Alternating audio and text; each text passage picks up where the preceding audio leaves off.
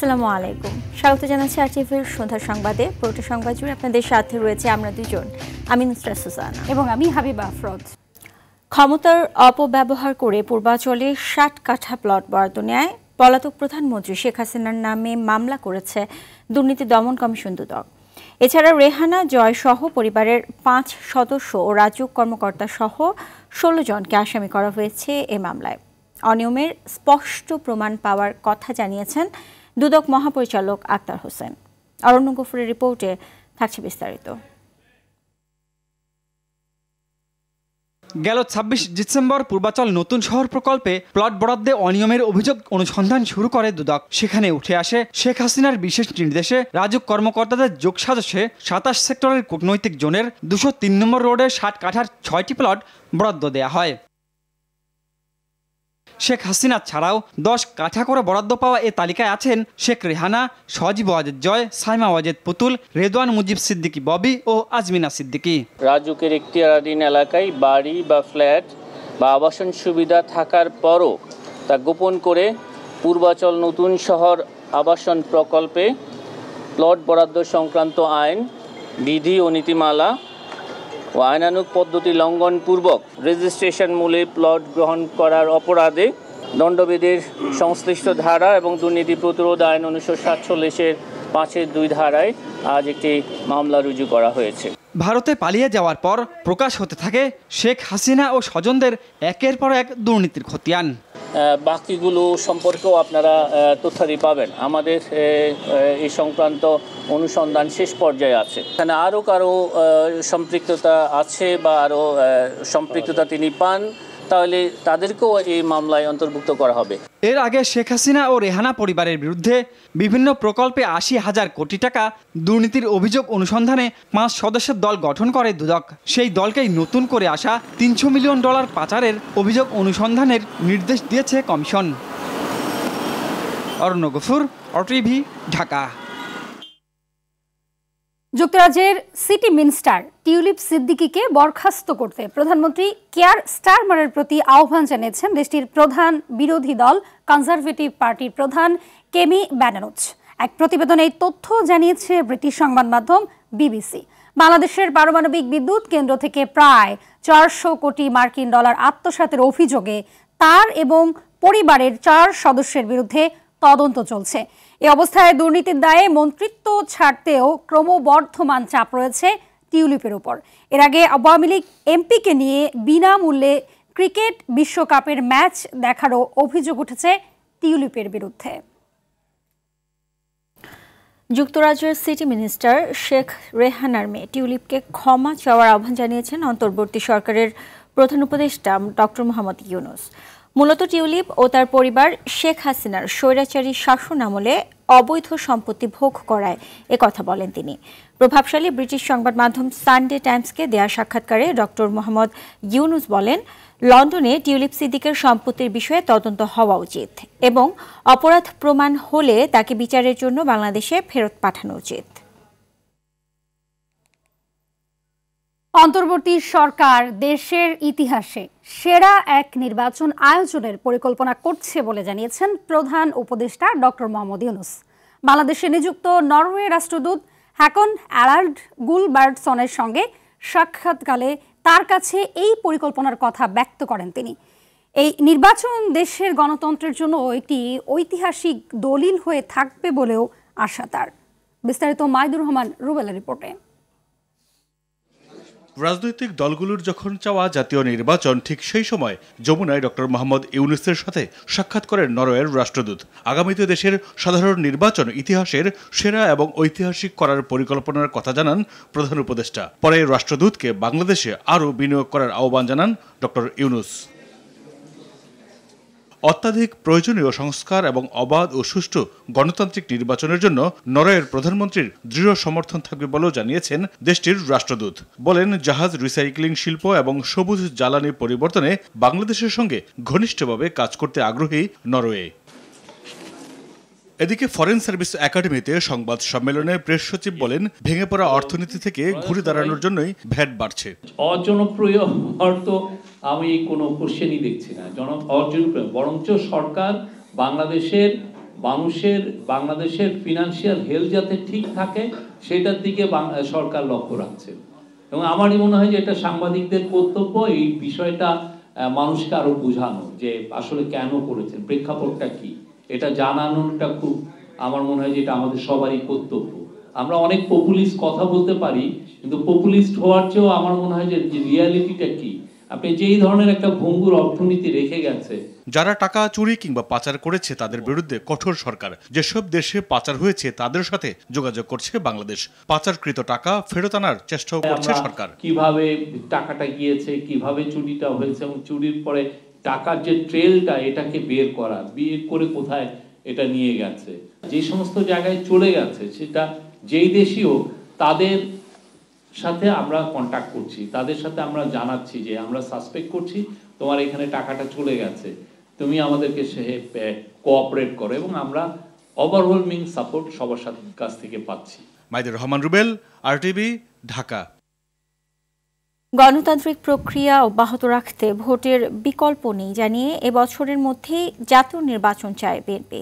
ঢাকায় নিযুক্ত ইউরোপীয় ইউনিয়নের রাষ্ট্রদূত মাইকেল মিলারের সঙ্গে বিএনপি মহাসচিবের বৈঠক শেষে একথা জানান দলের স্থায়ী কমিটির সদস্য আমির খসরু মাহমুদ চৌধুরী। রিপোর্ট করছেন জাহিদ রহমান। গুলশানে বিএনপি চেয়ারপারসনের রাজনৈতিক কার্যালয়ে দলটির মহাসচিব মির্জা ফখরুল ইসলাম আলমগীরের সঙ্গে দেখা করেন ইউরোপীয় ইউনিয়নের রাষ্ট্রদূত মাইকেল মিলার। বিএনপির স্থায়ী কমিটির সদস্য আমির খসরু মাহমুদ চৌধুরী জানান, নির্বাচনী রোডম্যাপ নিয়ে আলোচনা হয়েছে। আমাদের পক্ষ থেকে যেটা আমরা সবসময় বলে আসছি, এই বছরের মধ্যে নির্বাচন সম্পন্ন হওয়া অত্যন্ত জরুরি এবং অন্য কোনো ভাবনা দিকে না গিয়ে সরাসরি জাতীয় নির্বাচনের দিকে গিয়ে দেশের আগামী দিনে একটি নির্বাচিত সরকারের হাতে ক্ষমতা হস্তান্তর করে বাংলাদেশে গণতান্ত্রিক প্রক্রিয়া অব্যাহত রাখেন। একই স্থানে স্থায়ী কমিটির সদস্য নজরুল ইসলাম খানের নেতৃত্বে বিএনপির লিয়াজু কমিটির সঙ্গে বৈঠক করে যুগপৎ আন্দোলনের শরিক দল লেবার পার্টির নেতারা। জাহিদ রহমান, আরটিভি, ঢাকা। 5 আগস্ট রাজধানীর চানখারপুলে নির্বিচারে গুলি চালিয়ে 5 ছাত্র জনতাকে হত্যার ঘটনায় অভিযুক্ত কনস্টেবল সুজন হোসেনকে কারাগারে পাঠানোর আদেশ দিয়েছেন আন্তর্জাতিক অপরাধ ট্রাইব্যুনাল। সকালে বিচারপতি গোলাম মর্তুজা মজুমদারের নেতৃত্বাধীন ট্রাইব্যুনাল এ আদেশ দেন। রাষ্ট্রপক্ষের শুনানি করেন প্রসিকিউটর BM সুলতান মাহমুদ। সুজনের পক্ষে কোনো আইনজীবী ছিলেন না। শাহবাগ থানায় দায়ের করা এই মামলায় 1 জানুয়ারি সুজনের বিরুদ্ধে গ্রেপ্তারি পরোয়ানা জারি করে আন্তর্জাতিক অপরাধ ট্রাইব্যুনাল। 23 জানুয়ারি এই মামলার তদন্ত প্রতিবেদন জমার দিন ধার্য করা হয়েছে। বৈষম্য বিরোধী ছাত্র আন্দোলনের সমর্থনে মিছিল মিটিং করছিলেন, তাদের বিরুদ্ধে উৎফুল্ল অবস্থায় গুলি করছিলেন এবং খুব ঠান্ডা মাথায় গুলি করার পর তিনি আবার খুব আরাম আয়েশ করে মাথায় হাত দিয়ে খুব একটা ভাবভঙ্গি নিয়ে আবার গুলি করতেন। 7 জনকে হত্যা করেছেন এবং তার যে গেস্টার পোস্টার ছিল তাতে দেখা যাচ্ছে মনে হচ্ছে তিনি এটাকে পার্সোনালি নিয়েছেন। বিডিআর বিদ্রোহের ন্যায় বিচার করতে না পারলে আরেকটি অভ্যুত্থান ঘটবে বলে হুঁশিয়ার করেন বৈষম্য বিরোধী ছাত্র আন্দোলনের সমন্বয়ক মাহিন সরকার। দুপুরে ঢাকা বিশ্ববিদ্যালয়ের রাজু ভাস্কর্যের সামনে চাকরিচ্যুত বিডিআর সদস্য ও কারাবন্দী বিডিআর পরিবারের সদস্যদের মানববন্ধনে একথা বলেন তিনি। মাহিন বলেন, জনগণের রক্তের বিনিময়ে এই সরকার ক্ষমতায় বসেছে। ন্যায় বিচার প্রতিষ্ঠায় ব্যর্থ হলে বৃহত্তর আন্দোলন গড়ে তোলা হবে। বিডিআর বিদ্রোহের মামলা পুনঃতদন্ত, কারাবন্দী বিডিআর সদস্যের মুক্তি ও চাকুরিতে পুনর্বহালের দাবি জানান মানববন্ধনে অংশগ্রহণ করা বিডিআর পরিবারের সদস্যরা।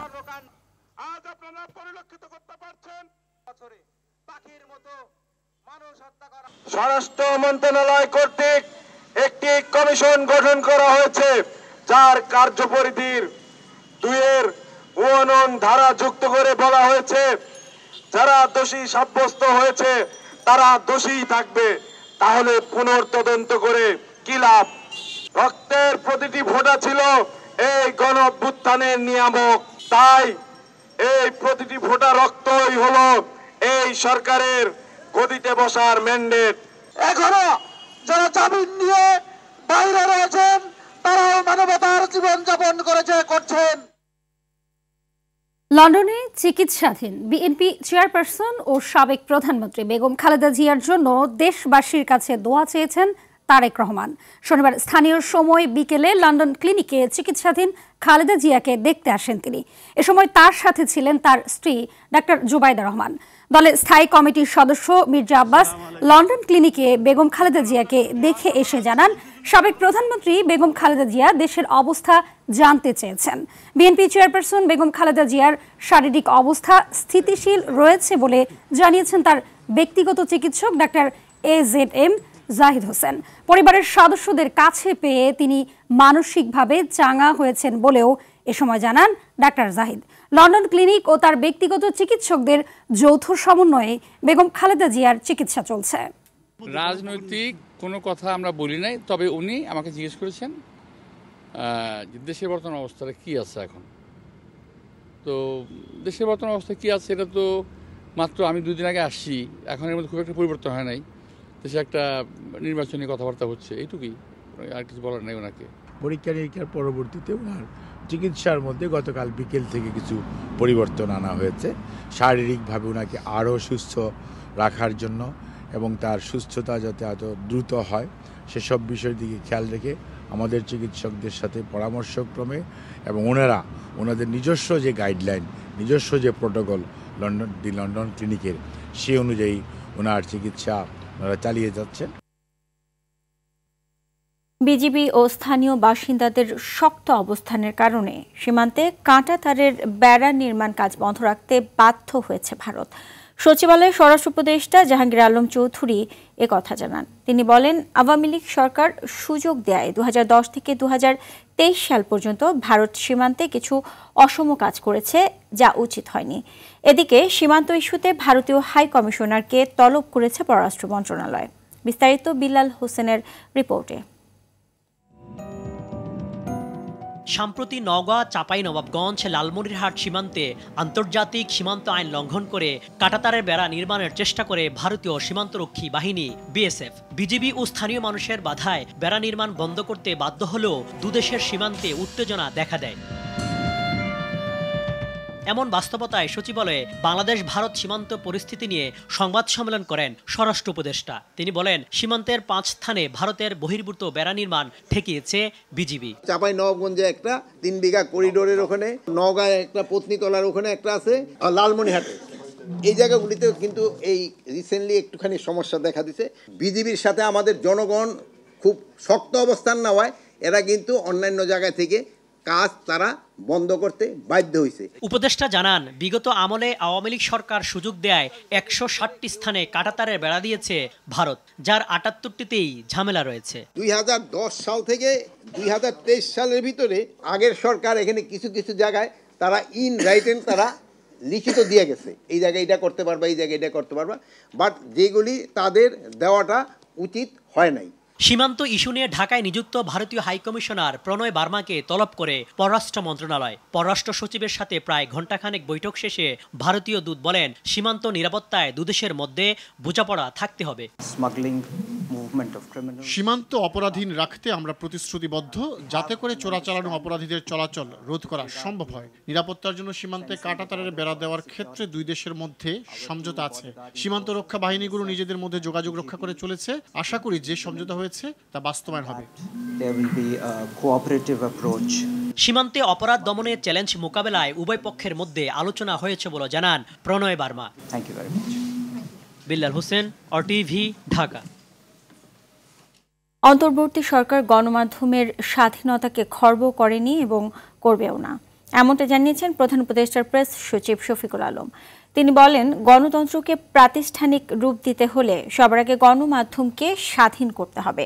দুপুরে রাজধানীর একটি হোটেলে ডেভেলপমেন্ট মিডিয়া ফোরামের উদ্বোধনী অনুষ্ঠানে বাংলাদেশের 215টি গ্রিন ফ্যাক্টরির আন্তর্জাতিক মানদণ্ড নিয়ে প্রশ্ন তোলেন প্রেস সচিব। তিনি বলেন, উন্নয়ন সাংবাদিকতা মানে প্রকল্পের বন্দনা নয়। অনুষ্ঠানে বক্তারা বলেন, গত 15 বছরে সরকারের উন্নয়ন কর্মকাণ্ড প্রচার করাই উন্নয়ন সাংবাদিকতা, কিন্তু সে উন্নয়নের সমালোচনার সুযোগ ছিল না। Time to ask questions, and now you can say, do we have the right kind of atmosphere to ask questions? Do you have the media freedom to ask these vital questions?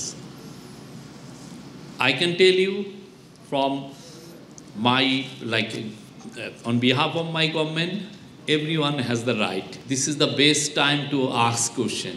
This is the best time to hold powerful people to account, to hold the powerful lobby to account.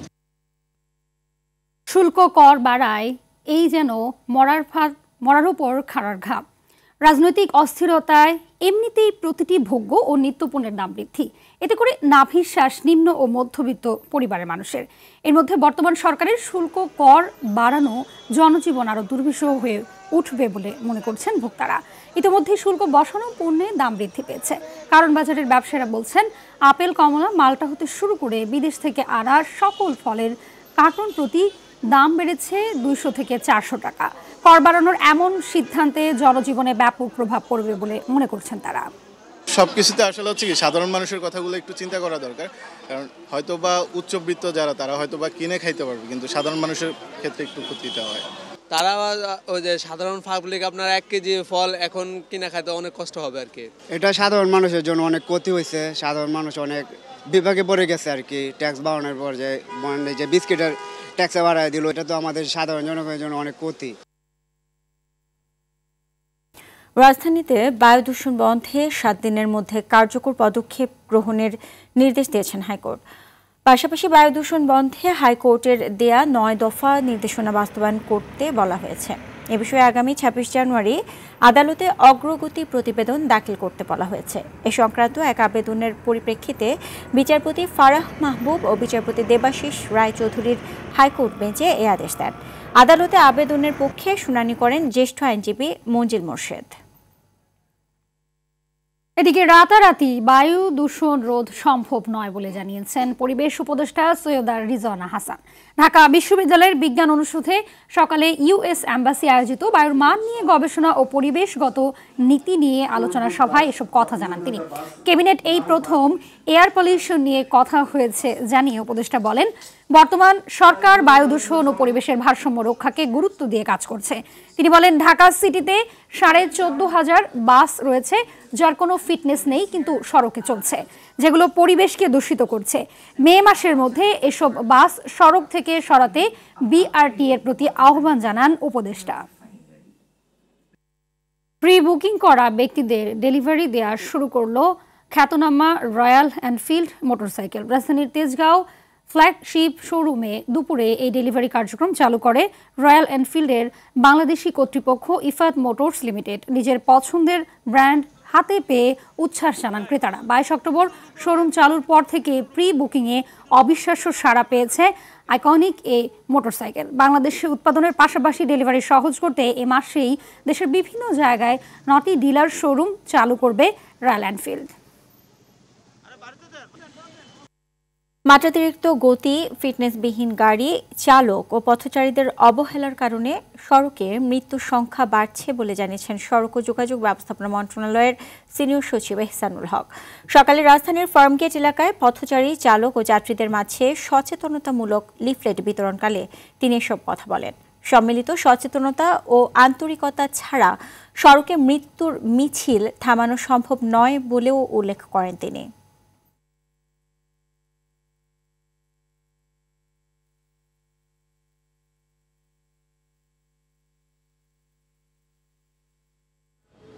এই যে চালক, পথচারী সবারই একটা role আছে, কিন্তু এই ইয়েতে পুলিশের আছে, আমাদেরও আছে। কিছু লোকের ত্রুটির জন্য পুরো বিআরটিকে দায়ী করা যাবে না। তা আমরা সেটা চেষ্টা করতেছি কিভাবে স্বচ্ছতা নিশ্চিত করা যায়। বড় ও মাঝারি শিল্পের রুগ্ন প্রতিষ্ঠানগুলোর ব্যাংক খাতের দান দেনা দূর থেকে মুক্তির জন্য এক্সিট পলিসি চায় ব্যবসায়ীরা। ঋণ শ্রেণীকরণ নীতিমালাও এখনই আন্তর্জাতিক মানে না নিয়ে আগামী 1 বছরের জন্য বিদ্যমান সুবিধা বহাল রাখার দাবি তাদের। এদিকে গ্যাসের মূল্য বৃদ্ধির প্রস্তাবকে শিল্পখাত ধ্বংসের পরিকল্পিত চক্রান্ত হিসেবে দেখছে প্লাস্টিক দ্রব্য প্রস্তুতকারক ও রপ্তানিকারক সমিতি। বিস্তারিত জানাচ্ছেন নাজিফ ফরাজি। ব্যবসা ক্ষেত্রে বিদ্যমান নানা সমস্যা নিয়ে বাংলাদেশ ব্যাংকের গভর্নরের সঙ্গে দেখা করে বিভিন্ন ব্যবসায়ী অ্যাসোসিয়েশনের নেতারা। এ সময় 9 ধরনের সুবিধা দাবি করে তারা। আমরা প্রথমেই বলেছি যে ভাই আমাদেরকে একটা এক্সিট পলিসি এটা আপনি আমাদেরকে করে দেন, কারণ এই জেলে যাওয়ার থেকে বরং একটা এক্সিট পলিসি করলে অন্তত মান সম্মান নিয়ে যারা ব্যবসা করতে পারতেছে না তারা আমরা ফেরত যেতে পারি। বাংলাদেশ চেম্বার অব ইন্ডাস্ট্রিজের সভাপতি আনোয়ারুল আলম চৌধুরী পারভেজ বলেন, সরকারের নানা সিদ্ধান্তের কারণে ব্যবসার পরিবেশ কঠিন হয়ে উঠছে। যদি ক্লাসিফিকেশন 3 মাসই যদি হয় তাহলে এপ্রিলের মধ্যে আপনারা 60-70% ইন্ডাস্ট্রি দেখবেন যে বসে গেছে, ক্লাসিফাইড হয়ে বসে গেছে। এটাকে আপনারা 2025-এর এন্ড পর্যন্ত নিয়ে যান। এদিকে নিজ কার্যালয়ে সংবাদ সম্মেলনে বাংলাদেশ প্লাস্টিক দ্রব্য প্রস্তুতকারক ও রপ্তানিকারক সমিতির সভাপতি বলেন, গ্যাসের দাম বাড়ালে শিল্পে নেতিবাচক প্রভাব পড়বে। আমরা মনে করি IMF, ওয়ার্ল্ড ব্যাংক এবং অন্যান্য বাস্তবায়ন যারা আমাদেরকে সাহায্য সহযোগিতা করেন তাদের প্রেসক্রিপশন সবসময় সঠিক হবে, এটা আমরা ব্যবসায়ীরা বিশ্বাস করি না। ভর্তুকিটা যদি আজকে উঠে দেওয়া হয়, সেই ভর্তুকিটাকে যদি আমরা হারাতে বসি তাহলে বাংলাদেশের শিল্পায়ন আগামীতে মারাত্মকভাবে ক্ষতিগ্রস্ত হবে। এ সময় BPGMEA উপদেষ্টা অধ্যাপক ডক্টর ইজাজ হোসেন বলেন, গ্যাসের দাম বাড়িয়ে শিল্প বিঘ্নিত করা কোনো সমাধান নয়। কোনখানে আমি গ্যাস বন্ধ করে দেব? আমি বলি গৃহস্থলীতে গ্যাস বন্ধ করে দেন, কারণ ওটার তো কোনো ডাইরেক্ট আমার বেনিফিট নাই। আমি CNG-তে বন্ধ করে দেন। BPGMEA-এর দাবি, একবার ব্যবহারযোগ্য প্লাস্টিক বন্ধ হলে ক্ষতিগ্রস্ত হবে হাজার হাজার প্রতিষ্ঠান আর চাকরি হারাবে কয়েক লাখ শ্রমিক কর্মচারী। নাজিব ফরায়েজি, RTV, ঢাকা। অসহায় দুস্থ শীতার্তদের মাঝে শীতবস্ত্র বিতরণ করেছে ঢাকা মহানগর উত্তর 20 নম্বর ওয়ার্ড বিএনপি। বিকেলে রাজধানীর কলেরা হাসপাতাল সংলগ্ন দক্ষিণ পাড়া জামে মসজিদের সামনে এই শীতবস্ত্র বিতরণ করা হয়। এছাড়া জুলাই অভ্যুত্থানে আহত ও শহীদ কয়েকটি পরিবারের হাতে আর্থিক অনুদান তুলে দেন। আয়োজনে এই অনুষ্ঠানে প্রধান অতিথি হিসেবে উপস্থিত ছিলেন ঢাকা 17 আসনের বিশিষ্ট শিল্পপতি কামাল জামাল মোল্লা। অনুষ্ঠানে ওয়ার্ড বিএনপির সাধারণ সম্পাদক মিজানুর রহমান আক্তার ও যুগ্ম সম্পাদক গোলাম কিবরিয়া সহ সংশ্লিষ্টরা উপস্থিত ছিলেন। জানাবো ন্যাশনাল লাইফ ইন্স্যুরেন্স আন্তর্জাতিক সংবাদ। যুক্তরাষ্ট্রের লস অ্যাঞ্জেলসে ভয়াবহ দাবানলে মৃতের সংখ্যা বেড়ে 16 জনে পৌঁছেছে। কিছু জায়গায় আগুন নিয়ন্ত্রণে আনা সম্ভব হলেও এখনও আগুন জ্বলছে 6 জায়গায়। বৃষ্টির অভাব ও ঝোড়ো বাতাসের কারণে ব্যাহত হচ্ছে উদ্ধার কাজ। এদিকে ভয়াবহ এই দুর্যোগ মোকাবেলায় সহযোগিতার ঘোষণা দিয়েছে ইরান। সামদানি প্রত্যয় রিপোর্ট।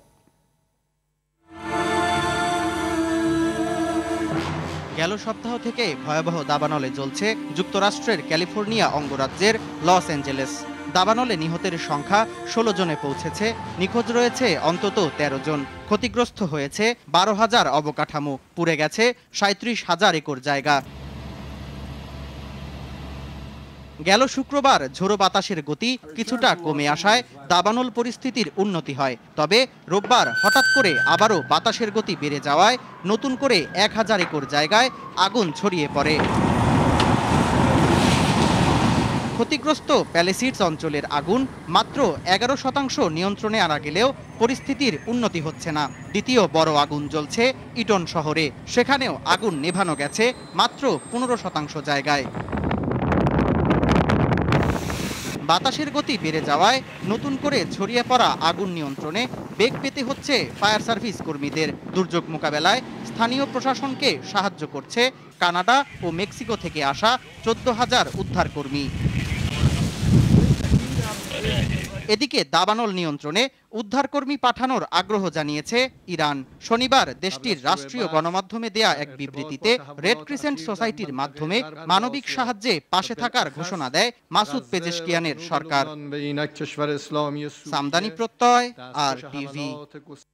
খেলার খবর। নাজমুল হোসেন শান্তকে অধিনায়ক করে ICC চ্যাম্পিয়ন্স ট্রফির জন্য 15 সদস্যের দল ঘোষণা করেছে বিসিবি। বাদ পড়েছেন লিটন দাস। জায়গা হয়নি বোলিংয়ে নিষিদ্ধ সাকিব ও 2 পেসার শরীফুল এবং হাসান মাহমুদেরও। টপ অর্ডারে সৌম্য, তানজিদ, তামিমের পাশাপাশি ইমনের ওপর ভরসা রাখছে টিম ম্যানেজমেন্ট। বিস্তারিত রাফি আমিনের রিপোর্টে। বিদায় আগেই নিশ্চিত করেছেন তামিম, সাকিবও ছিলেন হিসেবের বাইরে। ধোঁয়াশা ছিল লিটনকে নিয়ে।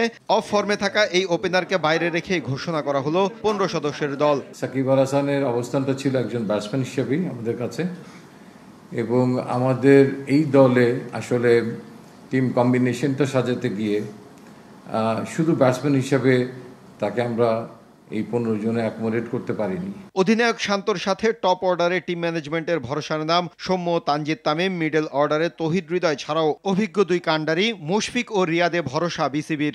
রিশাদ জাকের আলীর সঙ্গে সলিড অলরাউন্ডার মেহেদী মিরাজ, জেনুইন স্পিনার হিসেবে নাসুম, আর 4 পেসার তাসকিন, তানজিম, সাকিব, নাহিদ রানার সঙ্গে আছেন মুস্তাফিজ। দলে জায়গা পেয়েছেন পারভেজ ইমন। উইকেট অলওয়েজ আমি মনে করি একটা মুখ্য ভূমিকা পালন করে, যে পিচ কতখানি সহায়ক, সেটা কতখানি সামটাইমস বোলারদেরকে হেল্পলেস করে দেয়, সেটা একটা ইস্যু। বাট